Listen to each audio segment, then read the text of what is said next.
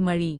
સંતાનની ખોટ હોવાથી રાજમાતાએ એક દિવસ રામસિંહ રાયકાને પોતાના મહેલની અંદર બોલાવ્યો અને તેમને સઘળી વાત કરી તેમના પાસેથી આ બાબતે સલાહ માગી ત્યારે તેમને ખબર પડી કે તેમની કુળદેવી અંબાજી છે અને તેમના આશીર્વાદથી તેમને ત્યાં પારણું બંધાશે.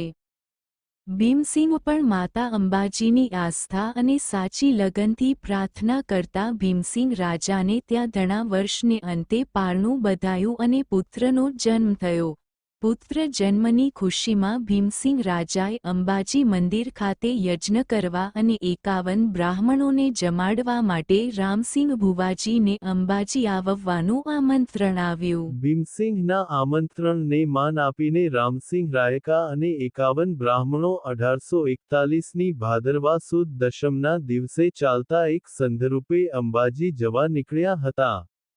પ્રથમવાર ભીમસિંહ બાપુના આમંત્રણથી અંબાજી પધારેલા આ બ્રાહ્મણોએ અંબાજી માતાજીની આવી દિવ્ય ચમત્કાર જોઈને 5 વર્ષ સુધી અંબાજી જવાની માનતા લઈને પગપાળા જવા પગપાળા સંઘની સ્થાપના કરી હતી. તેથી એમ કહી શકાય કે પગપાળા સંઘ લઈ જવાની શરૂઆત ત્યારથી થઈ હતી. અને જેમ જેમ સમય વીતતો ગયો તેમ તેમ આ પરંપરામાં લોકો